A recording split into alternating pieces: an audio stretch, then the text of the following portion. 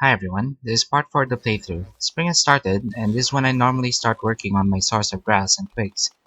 As much as possible, I don't like dealing with disease, so instead of grass tufts and saplings, I'll be using twiggy trees and a grass gecko farm.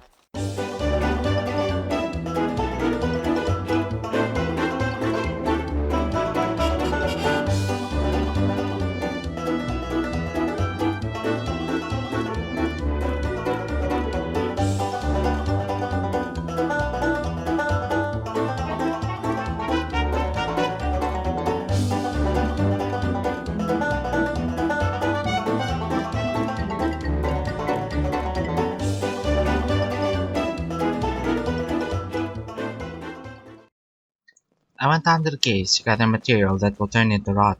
To start a grass gecko farm, I'll still need to initially use grass. I'm planning on using just 50 grass to start the gecko farm, so I need that much in rot. Light bulbs turn into rot quickly, and I'm also gathering ferns that take a little longer. I don't need the rot right away, and the ferns will spoil before I need to fertilize the grass.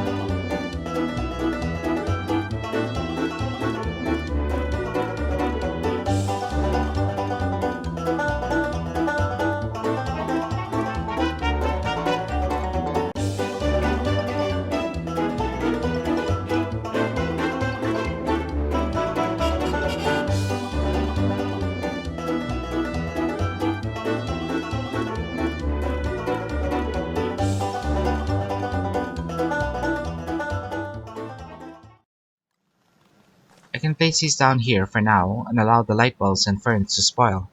I was doing things in a very mixed order, but basically I was building the start of my gecko farm, gathering twiggy tree cones from my twiggy trees, and I wanted to exchange trinkets to the pig king to get the gold I will need to build lightning rods to cover every new area of my base.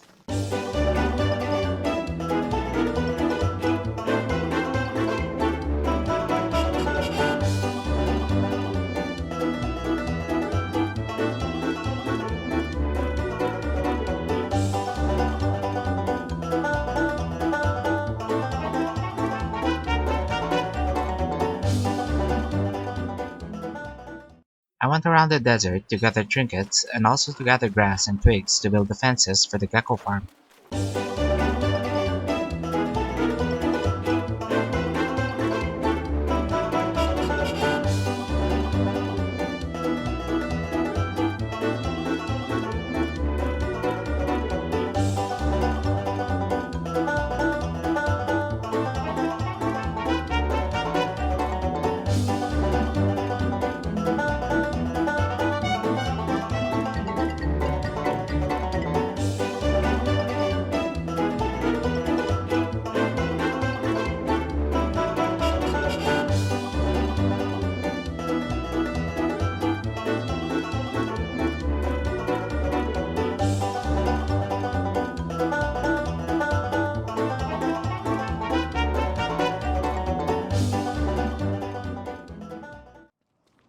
I wasn't able to find trinkets in the tumbleweed, so instead I decided to dig up the graves in the mosaic biome for the trinkets. I was also hoping for a red gem so that I can build the scaled furnace that I learned from killing dragonfly.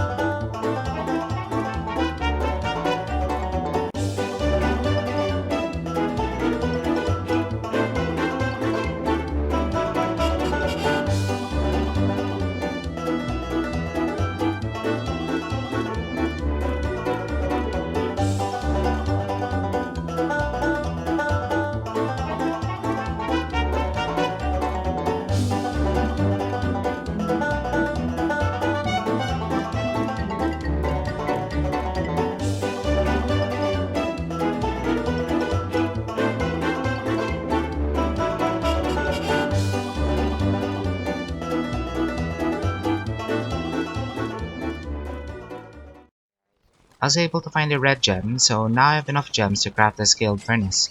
The scaled furnace gives off heat similar to the magma around Dragonfly, except that it doesn't burn us. It provides a small constant radius of light, and we can also cook food on it. It is basically similar to a very strong fire pit that we do not need to fuel.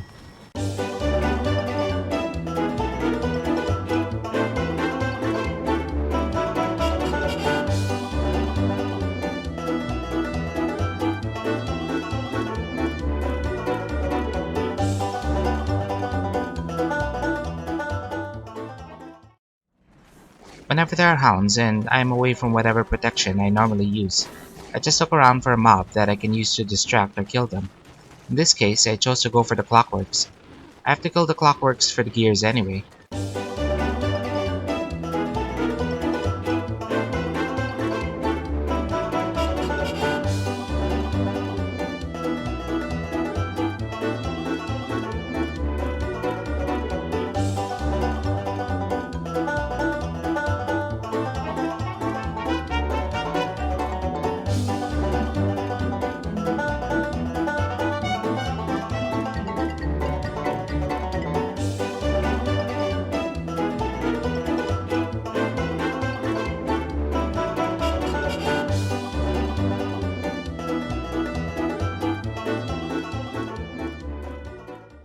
I'm going to plant my twiggy trees in the space between the main area and the pigs.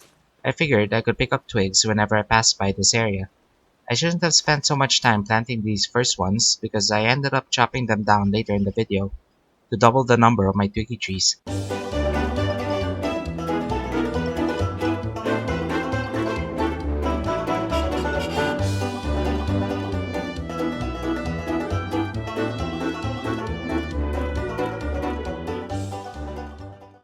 I was planning here on the location of the pens that would result in my gecko farm. I wanted to get the distance right, and I also wanted to be careful not to build too close to this goose spawn point. I don't want to build any walls or place any mobs that the goose would destroy or kill. But other than walls, fences, and other mobs, the goose does not destroy other structures, even if you build them right by her spawn.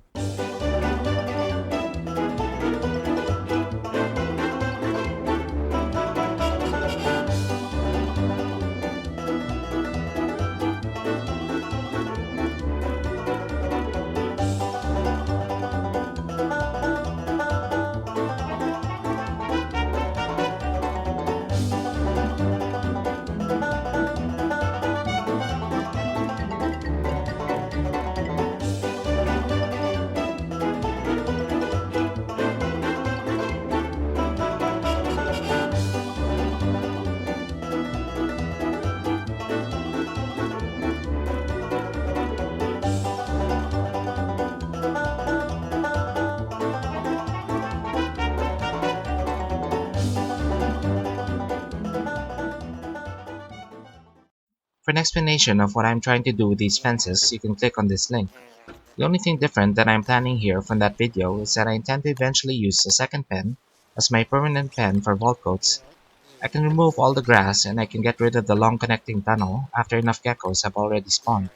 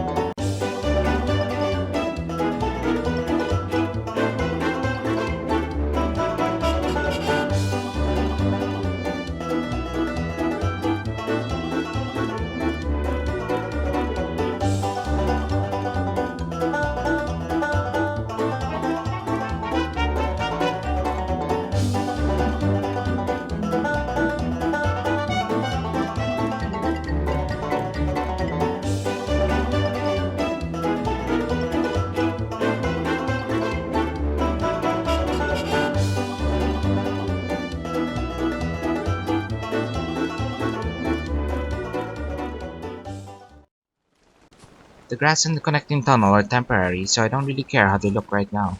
It turns out I had to wait a lot longer than in my previous experiences with making grass gecko farms. I think something changed in the updates with how often geckos spawn. This is probably good for those who use grass farms, and it isn't really that bad for me. I just have to wait a little longer before I can get my gecko farm, and I can always use the temporary grass in the meantime.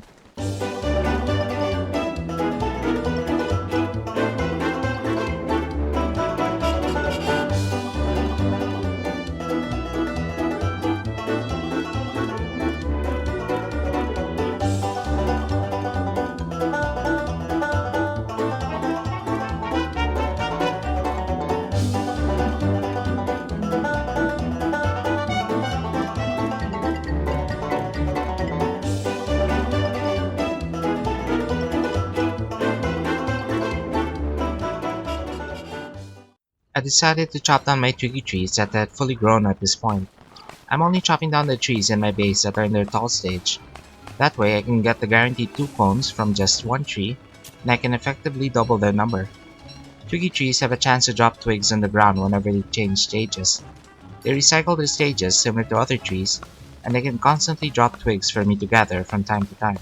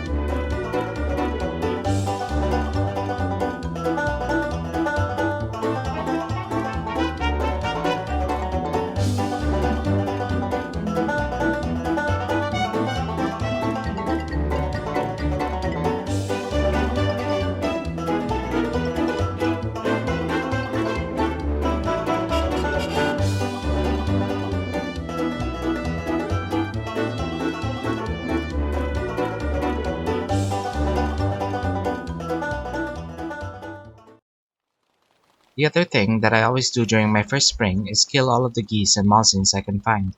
These berry bush areas around a pond will always have a potential goose spawn point, but the spawn point doesn't always spawn a goose, and I tend to only get 3 areas to spawn one each spring. I never fight them early in spring because I want to make sure that they have produced an egg or mousings before I kill them. The point of my killing them is to get all of the available down feathers, so I want to fight as many mousings as possible.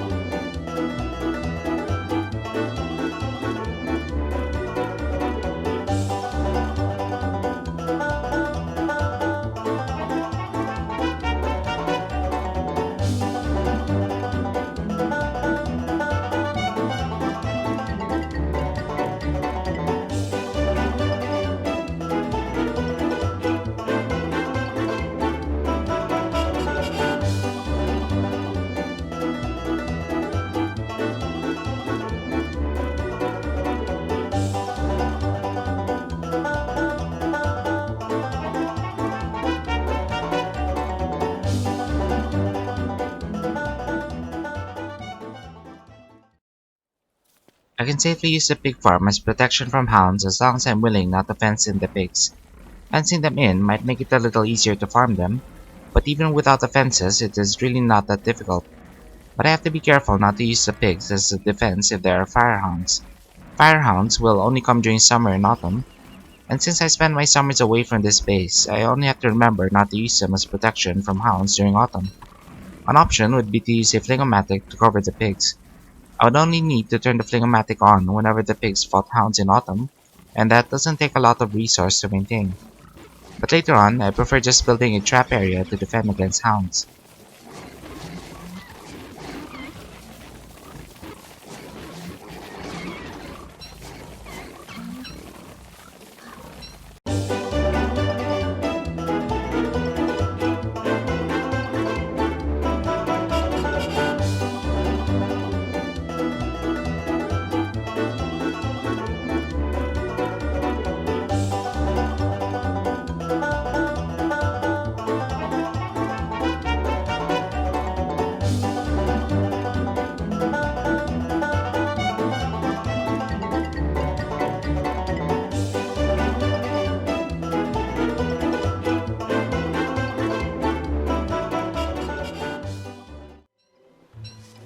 I was hoping to end the video with a fight against a goose and her moslings, but I wasn't able to find them yet.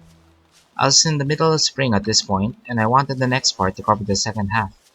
So I decided to just fight them in the next video. That's all for now guys, thank you for watching and I'll see you then.